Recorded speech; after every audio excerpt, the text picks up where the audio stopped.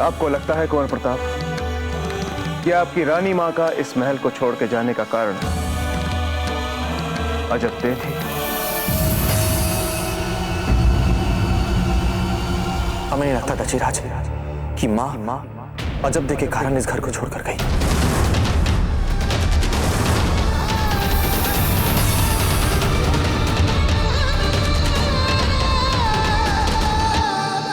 आज्ञा दीजिए। राणा जी, ये लीजिए आपका विशेष पान, इसे खा लीजिए और आप अधिक सोचिए मत। कि जब से हमारे जीवन में युद्ध के अनुभव कम हुए हैं, पान की लत लग गई है। राणा जी, यदि ऐसा है तो त्याग दीजिए इस पान को। हमें नहीं लगता धीर भाई जी कि इस समय इस पान की आवश्यकता है, और हमें नहीं लगता कि भविष्य में भी इस पान की आवश्यकता अनुभव होगी। रुक जाइए कुंवर प्रताप।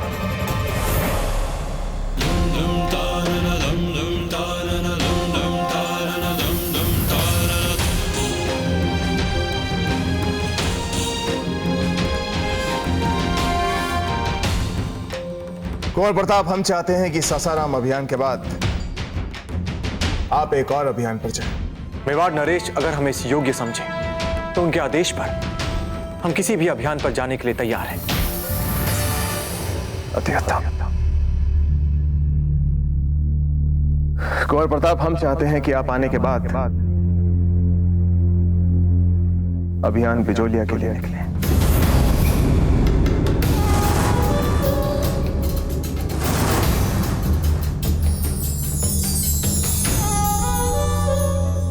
किंतु दशीराज, हम कोई किंतु परंतु नहीं सुनेंगे कुंवर प्रताप।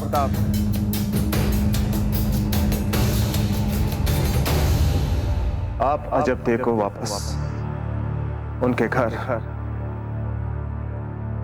मेवाड़ लेकर आएंगे।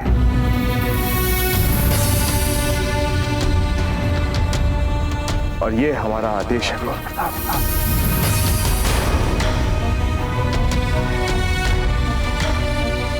जो आज्ञा दशीराज, जो आज्ञा। मान गई दशीराज, मान गई। मान गई दशीराज। लगता है हमारे इस निर्णय से आपकी बहनें बहुत प्रसन्न हुई हैं।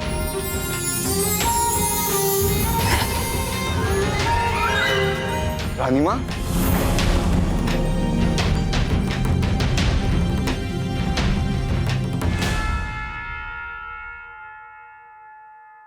क्या हुआ रानी मां? कुछ नहीं कुंवर प्रताप, वो हम इतने वर्षों से इस क्षण की प्रतीक्षा कर रहे हैं कि आज ये क्षण हमारे सामने आया तो हमें समझ में नहीं आ रहा हम क्या कहें आपसे। हमने बहुत प्रयास किया कुंवर प्रताप कि आपकी और राणा जी के सामने इस विषय को उठाए, पर हिम्मत नहीं जुटा पाए। पर आपसे एक बात कहें, एक माँ के लिए सबसे सुख भरा क्षण यही होता है कुंवर प्रताप कि उसका पुत्र अपना वैवाहिक जीवन उसके सामने आरंभ करे। और हमारे जीवन में वो क्षण आ गया है।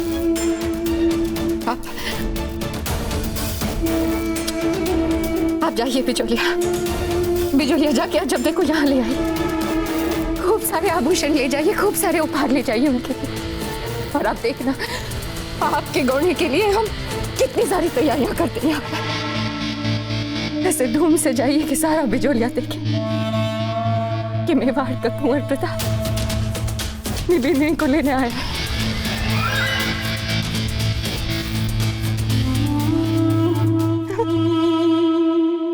चांद, हम बताएंगे छोटी माँ को।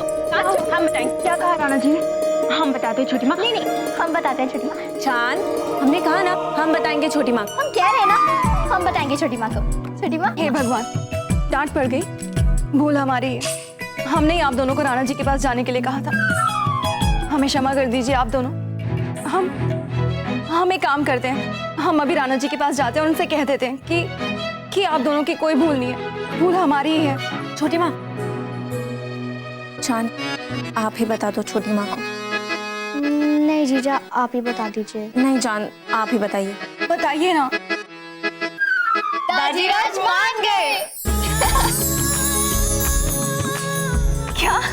हाँ, दाजीराज ने दादा भाई को आदेश दिया है कि जाओ बिजुलिया, और उन्होंने कहा है कि अजब देव भाभी जी को शीघ्र ही महल में ले आइए। आज हम बहुत खुश हैं।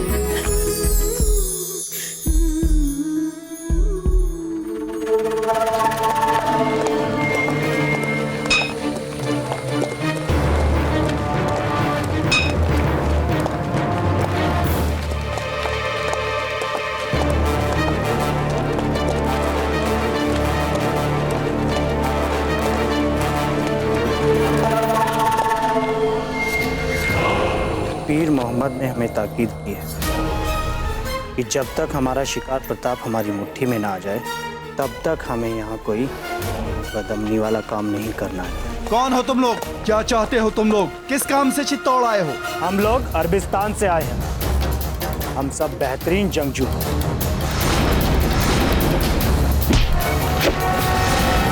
पर जब हमने सुना चित्तौड़ के शहजादे प्रताप को यहाँ के लोग बेहतरीन जंगजू तस्लीम करते हैं, तो हमने सोचा कि यहाँ आकर उन्हें ललकारें कि दुनिया में सबसे खतरनाक जंगजू कौन है, हम या वो।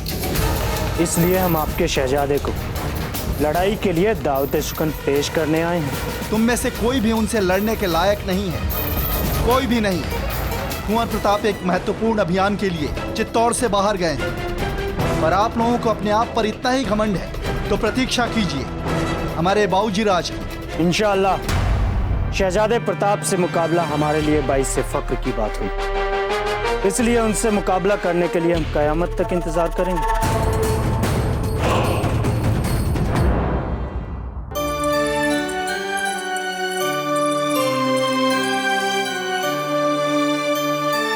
एक मिनट जी, आज वो शुभ अवसर आ ही गया जिसकी हमें कब से प्रतीक्षा थी।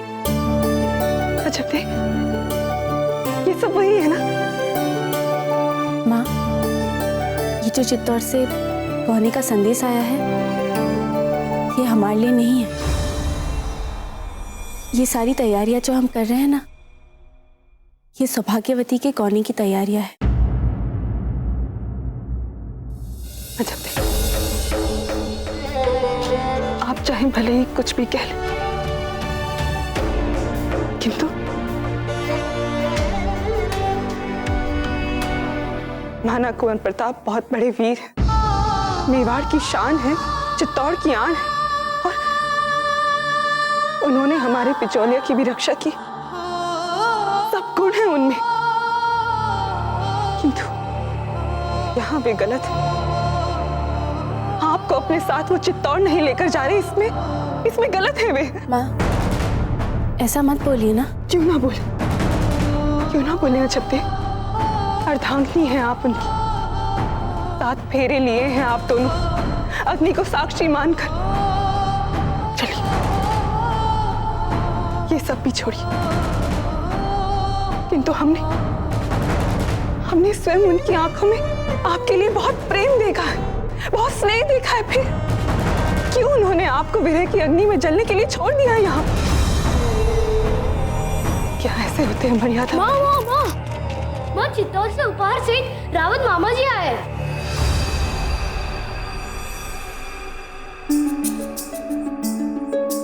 रावत भाई साहब, अजब थे, लगता है वो शुभ घड़ी आ गई। चलिए, इस और रखिए, संभाल कर रखिएगा। खम्मा घड़ी, अणी खम्मा पे, अणी खम्मा जब भाई साहब सब है। बाऊजी राज प्रताप स्वयं अपने मित्र की धर्म पत्नी सौभाग्यवती के गौने के लिए यहाँ आना चाहते थे, किंतु किन्हीं अपरिहार्य कारणवश वे यहाँ आ नहीं पाए और उनके विशेष निवेदन पर हम यहाँ आए।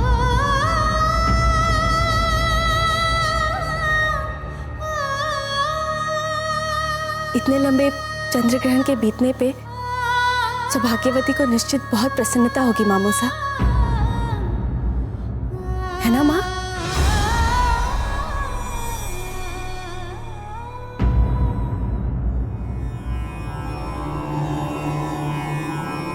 हंसा बहन, हमें भली भांति जानते हैं कि एक प्रश्न बार बार उत्कंठा बन के आपके मन में उमड़ रहा होगा कि बाबूजी राज प्रताप अजब देव बाईसा के गौने के लिए यहां कब आएंगे। हमारा विश्वास कीजिए हंसा बहन, चित्तौड़ में हवाओं का रंग धीरे धीरे ही सही किंतु सही दिशा में बदल रहा है और हम इस बदलाव को स्वयं महसूस कर पा रहे हैं। आप देख लीजिएगा बहन, बहुत शीघ्र वो दिन आएगा जब हवाओं का ये बदला हुआ रंग बाबूजी राज प्रताप और अजब देव बाईसा के जीवन में एक नई मधुरता को प्रफुल्लित करेगा। रावत भाई साहब, आपकी ये बहन आपके विश्वास पर विश्वास कर आपका आभार मानती है। आपके मीठे बोलों के लिए बहुत बहुत धन्यवाद।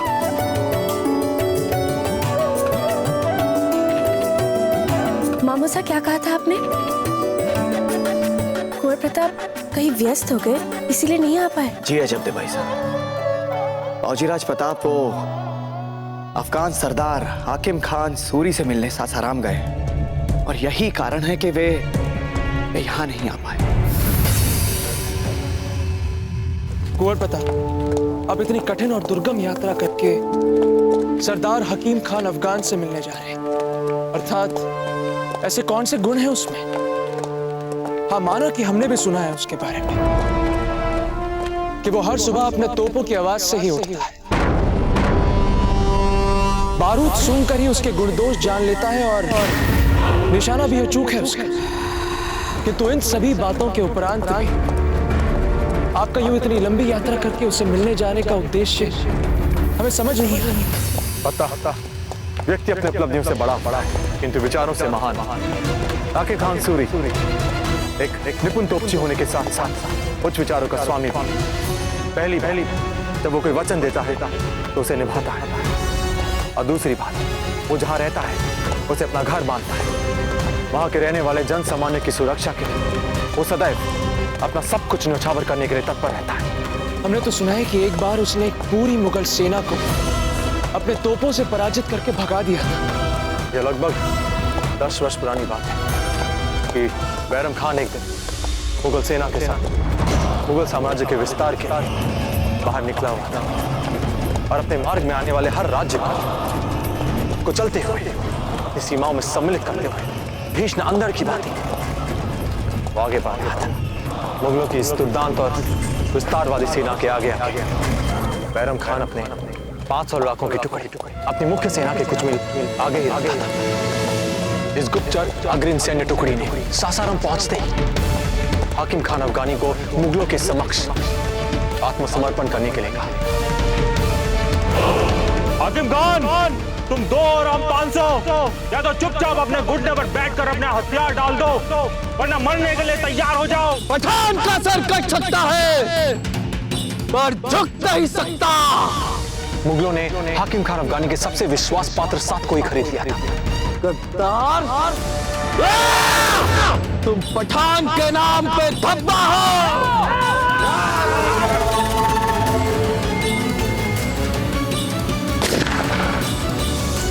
यदि हकीम खान को मुगलों के समक्ष आत्मसमर्पण करने के लिए अपनी बंदूक गिरानी ही थी तो फिर उसे गिराने से पूर्व उसने अपनी बंदूक आकाश की ओर क्यों दागी? पता आपको शीघ्र ही पता चल जाएगा। हकीम खान, जब तक हमारे सरदार बैराम खान अपनी मुगल फौज के साथ यहाँ तक नहीं पहुंच जाते, बस उतना ही वक्त है तुम्हारे पास। तो चुपचाप हार मानकर हमारे सामने अपना सर झुका लो, वरना बैरम खान की मुगल फौज तुम्हें कुचलते हुए आगे निकल जाएगी। इतना ही वक्त देते हम तुम्हें सोचने के। चलो! जब बैरम खान अपनी सेना के साथ सासाराम पहुंचने ही वाला था, तो ये अग्रिम मुगल टुकड़ी कुछ समय के हाकिम खान अफगान जो धरती में गर्दन तक गड़ा हुआ उसे भुलाकर मुख्य फौज के स्वागत में व्यस्त है। बस फिर क्या, इसी बीच हाकिम खान अफगान के साथी आकर उसे चुपचाप वहां से निकाल कर ले गए। हाकिम खान अफगान के साथी उसकी हवा में दागी बंदूक से सावधान हो गए थे और फिर बिजली से फूटती से उसने सबसे पूर्व अपने आप को उस मिट्टी से स्वतंत्र किया और भागकर अपनी छिपाई हुई तोपों की ओर लपका। उधर मुगलों को पता चल जिस हाकिम खान को उन्होंने धरती में गर्दन तक गाड़ रखा वो तो कब का भाग चुका है। इससे पहले कि वो मुगल कुछ समझ पाए, हाकिम खान ने अपने तोपों से आग उगलना आरंभ कर दिया। क्रोध से उसकी आंखों में रक्त उतर आया था। वो एक ऐसा ज्वालामुखी बन चुका था कि जो भी उसके तोपों के सामने आ रहा था वो उन्हें जलाकर राख कर रहा था। और देखते ही देखते उसने मुगल अग्रिम सेना के 500 सैनिकों को अपने तोप के गोलों से मौत के घाट उतार दिया। बैरम खान ने क्या किया? उसने वही किया जो ऐसी परिस्थितियों में वो सदैव करते आया। हुजूर, हाकिम खान बगैराती बन चुका। वो हम सबको अपनी तोप के गोलों से तबाह कर देगा। हुजूर, हम सबको तबाह कर देगा।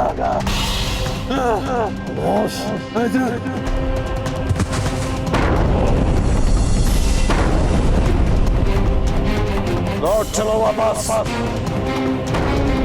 पीछे हटो। चलो।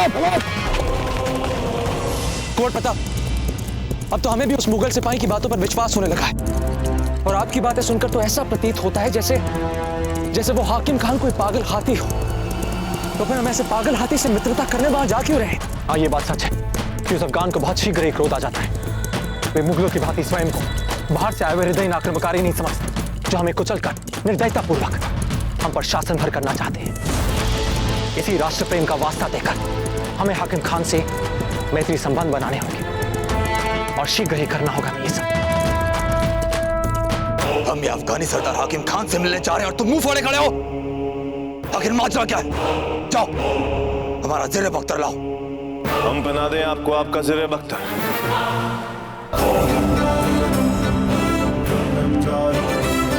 हुजूर,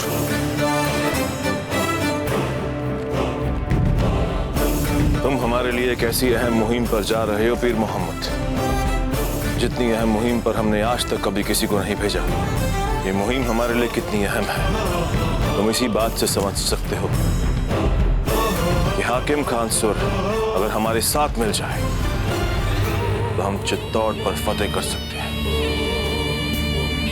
और हमें उम्मीद है कि तुम अपने शहंशाह को नाउम्मीद नहीं करोगे। वैसे जो ये सांसें तुम ले रहे हो, जानते हो ना कि ये सांसें तुम्हें हमने बख्शी हैं। अब बदले में अपने शहंशाह को कोई नायाब तोहफा ही दोगे या नहीं? हुजूर,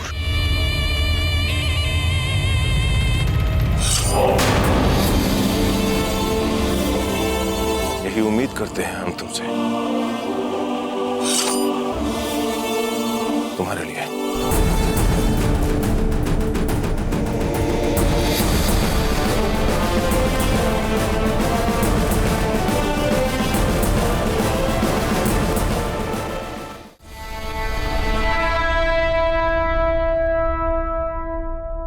ये सारा क्षेत्र अचानक ही कुछ अपरिचित से लगने लगा है पत्ता। चलिए चेतक। लो, आपका ये चेतक भी अपने ही मन का राजा है। ये भी ऐसे ठिठक गया है मानो जैसे इसे भी यहाँ सब कुछ बदला बदला सा लग रहा। चेतक, हमने कहा चलिए। क्यों चेतक? पता, चेतक इस वातावरण में कुछ सूंघने का प्रयास कर रहा है जिसका अनुभव हम नहीं कर पा रहे।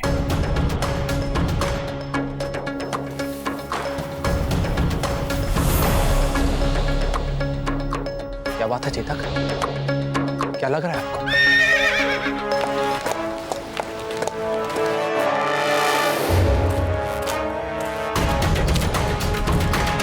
चेतक, जो आप सूंघ पा रहे हैं उसका अनुभव हमें क्यों नहीं हो रहा है? चेतक, ये साधारण मिट्टी है, साधारण धरती है, इसमें ऐसा अनूठा क्या है?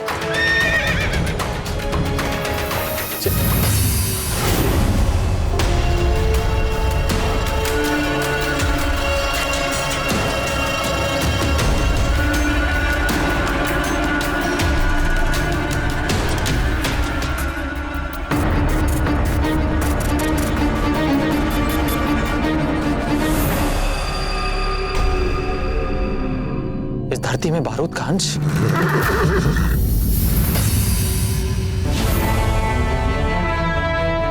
मुझे समझ नहीं आ रहा। मिट्टी में बारूद? हम देखते हैं। नहीं पता, नहीं। जब चेतक हमें आगे जाने से मना कर रहा है तो अवश्य ही हमें जो दिख रहा है यहां उससे कुछ अधिक ही है। कुंवर प्रताप हमें जाने पता। कुंवर प्रताप हमने कहा नहीं पता। हम कह रहे हैं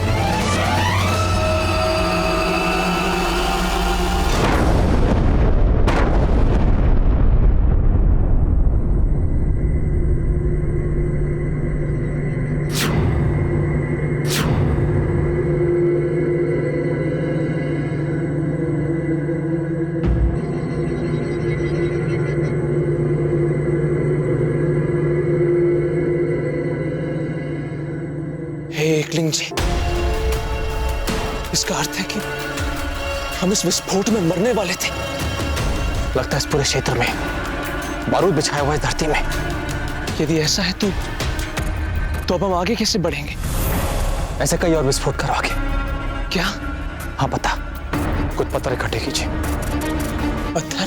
हाँ, जैसा कह रहे हैं वैसा कीजिए जी। और हाँ, ध्यान से।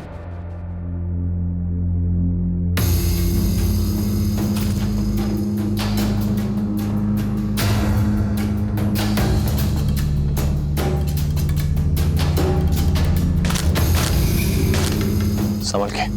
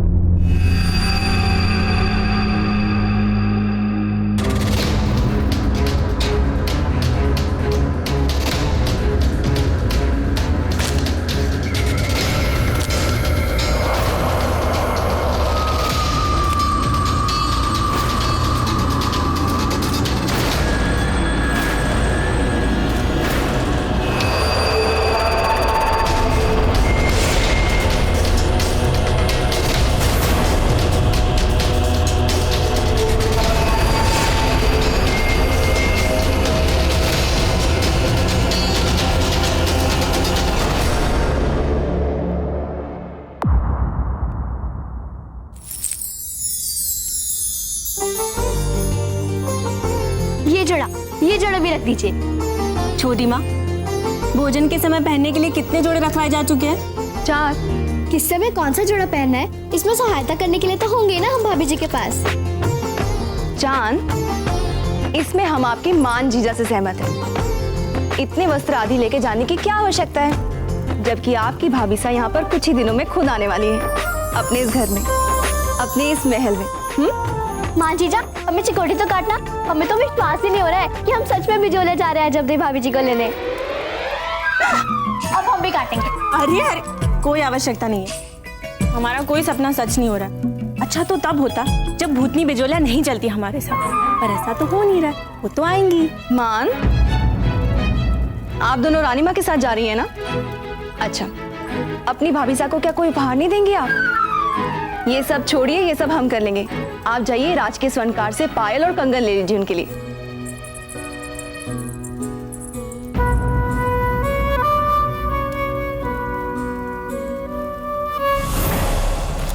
वहीं रुक जाओ।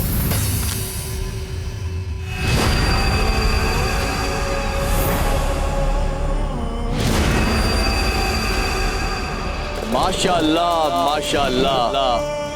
जिस बारूदी घेरे को अच्छे अच्छे पार नहीं कर पाए, तुम उसे पार करके हमारे इलाके में बड़ी आसानी से आ गए। सुभान अल्लाह। कभी कभी शत्रुओं से बचाव के लिए खींची गई लक्ष्मण रेखाएं संभावित मित्रों को भी जला सकती। कौन हो तुम? जैसा कि तुम दावा कर रहे हो तो तुम्हें मालूम होना चाहिए कि हमें सख्त चिढ़ है नफाजियों से। हम हैं मेवाड़ के कुंवर प्रताप सिंह और हम आपके लिए मैत्री का संदेश लेकर आए। क्या आप हमारे साथ आएंगे? तुम्हारी ये मजाल हमारे साथ ऐसी जुर्रत करने की हिम्मत कैसे की तुमने?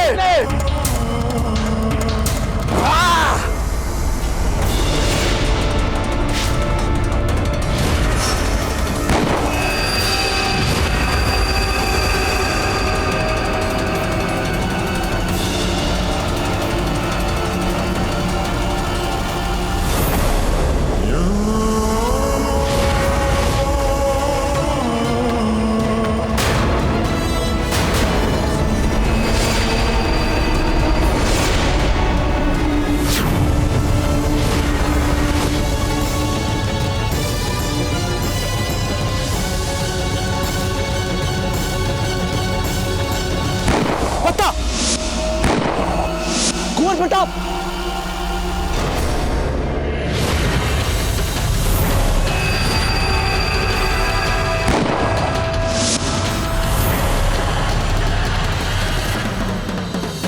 हमने इतनी गोलियां दागी, ना तुम डरे ना ही तुम्हारी आंख झपकी। जान देने की ख्वाहिश रखते हो क्या? नहीं। जब हम किसी पर भरोसा करते हैं तो फिर जीवन भर के लेकर और वो भी हम पे एक ऐसे शख्स पे जो मुसलसल तुम पे गोलियां दाग रहा है। हमने सुन रखा है कि हाकिम खान का निशाना कभी चूकता नहीं। इसलिए जब पहली बार आपने हम पर गोली चलाई और उसने हमें छुआ तक नहीं, तो हम समझ गए कि हमें मारना आपका उद्देश्य नहीं। इसी बात ने भरोसा दिया। और जब हमने पहली गोली दागी ही नहीं थी, तब कैसे एतबार किया तुमने हमारा?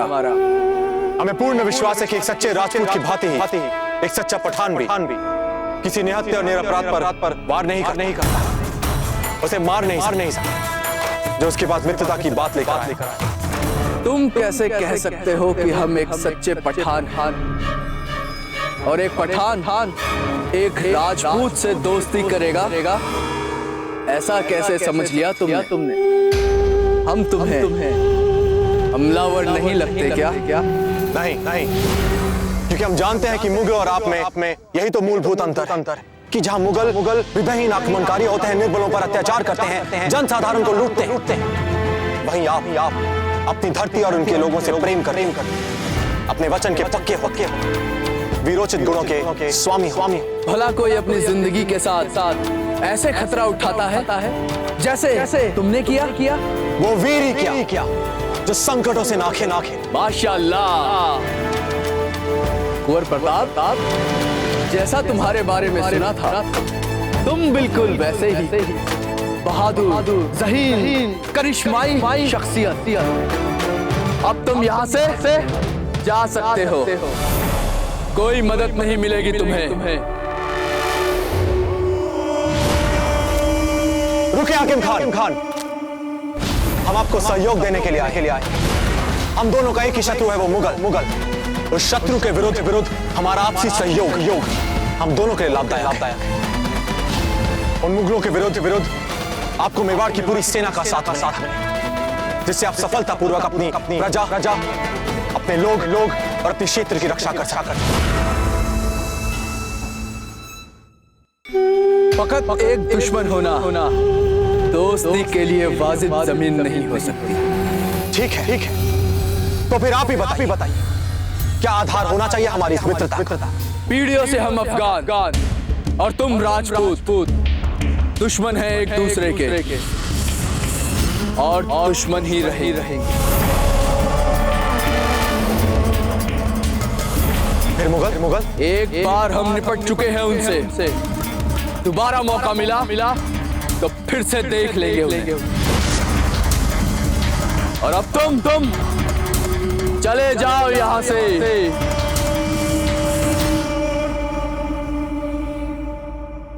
जैसी आपकी इच्छा हाकिम खान। चलिए पता।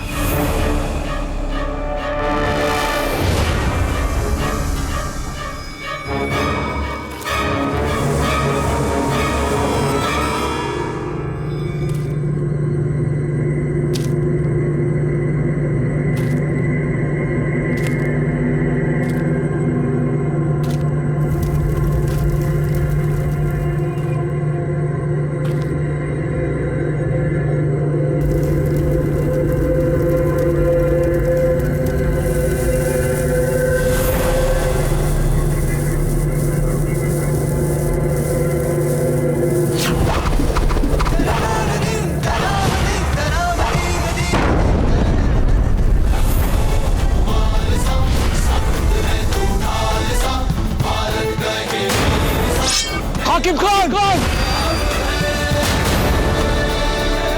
चढ़ा रक्त का टीका है मिट्टी को माये मारी, ये देशभक्ति का मोल है जो मेवाड़ी राणा अभी चंद लम्हों पहले एतबार की बातें कर रहे थे ना तुम। यही हकीकत है हमारी। हम दोनों के बीच में सिर्फ दुश्मनी का रिश्ता हो सकता है। सांप और नेवला कभी दोस्त नहीं बन सकते। तुम जा सकते हो प्रताप। हाकिम खान ने तुम्हें बख्श दिया। जाओ।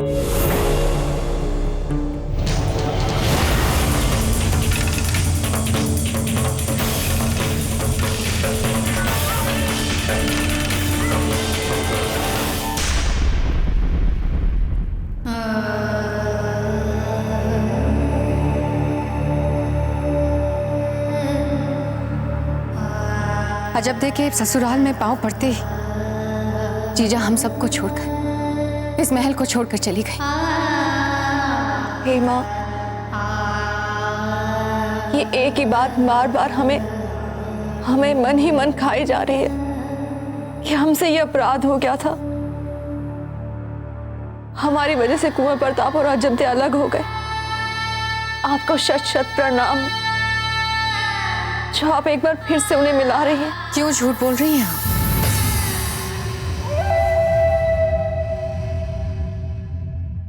क्यों देवी जी से झूठ बोल रही हैं आप? आज तो आपको उनसे क्षमा मांगनी चाहिए।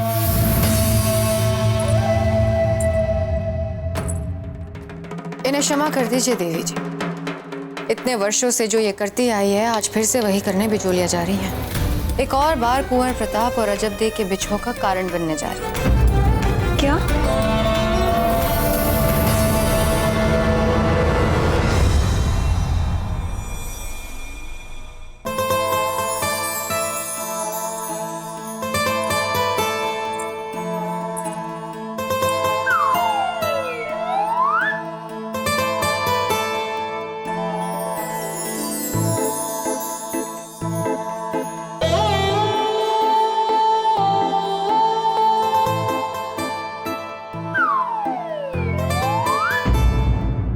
अरे सौभाग्यवती, आप कब आई?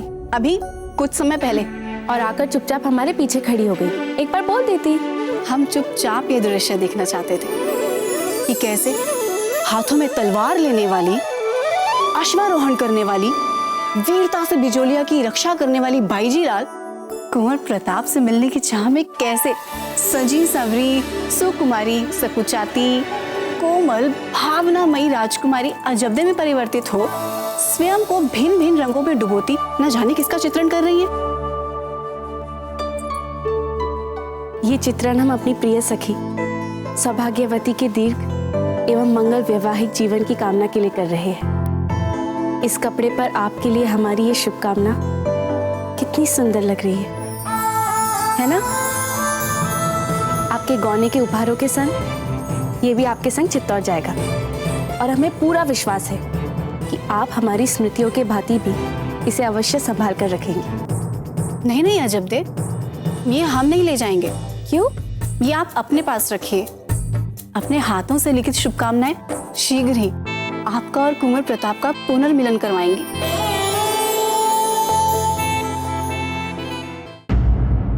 ये आप क्या कह रही हैं जीजा? हम तो बिजोलिया जा ही नहीं रहे, फिर उन दोनों को अलग कैसे कर सकते हैं? और भला हम ऐसा करेंगे ही क्यों? इस प्रश्न का उत्तर बहुत सहज है वीरबाई जी, क्योंकि हम चाहते हैं। नहीं जीजा, बहुत दिनों के बाद कुंवर प्रताप के जीवन में प्रसन्नता वापस लौट रही है। हम आपकी किसी भी बात में नहीं आएंगे। अब हम ऐसा कोई भी कार्य नहीं करेंगे जो कि करने योग्य ना हो। कम से कम हमारे सामने तो ये नाटक मत कीजिए। हम जानते हैं कि आपको कुंवर प्रताप की प्रसन्नता की कितनी चिंता है। जिस माँ से कुंवर प्रताप को सबसे अधिक प्रेम और स्नेह मिलता था, आप ही थी ना, जिसके कारण उनकी वो माँ इस महल को छोड़कर चली गई। कुंवर प्रताप की माँ जयवंता बाई जी की बात कर रहे हैं हम, वीरबाई जी। समझ रही है ना आप ही के कारण इस महल को छोड़कर गई थी ना वे। नहीं जीजा, हमने ऐसा कुछ भी नहीं किया है। नहीं कैसे किया कुछ आपने? इतनी जली कटी आप ही ने तो सुनाई थी जीजा को, तभी तो गई है महल छोड़कर। आपने केवल हमारा विश्वास ही नहीं, हमसे हमारी सारी खुशियां छीन ली है। हमें जीते जी मार दिया आपने। हम भगवान से सच्चे मन से प्रार्थना करेंगे कि जिस प्रकार आपने हमसे हमारी खुशियां छीनी है ना, आपको भी भगवान वो खुशियां कभी ना दे। कि ऐसा तभी संभव हो सकता है जब आप इस महल में ना हो। और आपको बचाने के लिए हमने सारा दोष अजबदेव पर डाल दिया। हमारी पत्नी, मेवाड़ की महारानी, हमारी सुख दुख की सच्ची साथी ये महल छोड़कर चली गई केवल आपकी पुत्री के कारण। और आज जब अवसर आया है तो आप हमारे उपकारों को भुला रही हैं। कितनी सहायता की थी आपकी हमने, की थी ना वीरबाई जी? बदले में आपसे क्या मांगा था? सिर्फ इस बात का ध्यान रखना कि अजबदे इस महल में फिर कभी पांव ना रख पाए। पर जीजा, राणा जी ने बिजुलिया आपको जाने के लिए कहा है, हमें नहीं। इस बात की चिंता आप क्यों कर रही हैं? हमने कह दिया राणा जी से कि हमारी प्रिय बिंदिनी के स्वागत के लिए हमें सारी तैयारियों का ध्यान रखने के लिए यहाँ रहना पड़ेगा। और राणा जी हमारी बात मान गए। इसलिए हमारी प्रिय प्रिय सौतन जी, बिचौलिया तो आप ही को जाना पड़ेगा। वो सब कुछ करना पड़ेगा जो हम चाहते हैं आपसे। और यदि आपने ऐसा नहीं किया, जब इस महल में वापस आ गई तो हम धक्के मार के निकाल देंगे आपको इस महल से। हम क्या, राणा जी निकाल देंगे, आपके प्रिय कुंवर प्रताप निकाल देंगे, जिनके लिए आपके मन में इतना प्रेम छलक रहा है।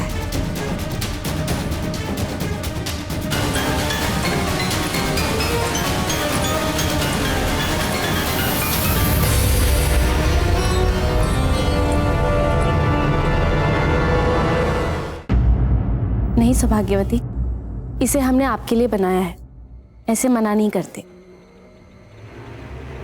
हम जानते हैं अजबदेव, कुंवर प्रताप से ये बिछोह भीतर ही भीतर आपको खाए जा रहा है। अच्छा बाबा ठीक है, आप जीतिए और हम हारे, इसे हम अपने ही पास रखेंगे। अब प्रसन्न?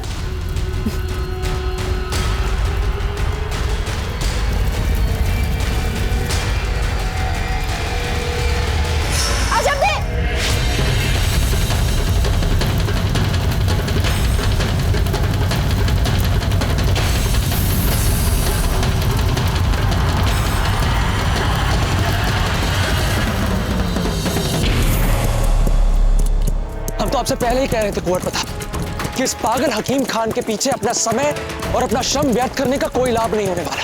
पता नहीं क्या समझता है अपने आप को। वो तो आपने हमें रोक लिया, अन्यथा उसी क्षण हम उससे आपका प्रतिशोध ले लेते। क्यों? वहां वो हाकिम खान आपका अपमान करे और हम उससे आपका प्रतिशोध लेने की बात तक नहीं कर सकते। शांत हो जाइए पत्ता, शांत। क्या आप कुछ सुन पा रहे हैं? क्या? अश्वों की टापों का स्वर। और हम दूर से कई अश्व दौड़ते हुए चले आ रहे हैं।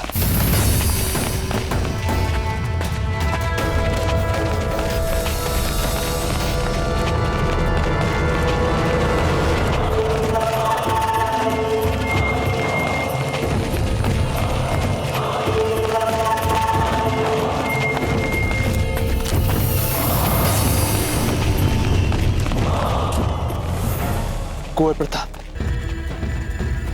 ये मुगल सेना तो लगता है सासाराम की ओर जा रही है। इसका अर्थ यह हुआ कि हमारे गुप्तचर ने हमें सही सूचना दी थी।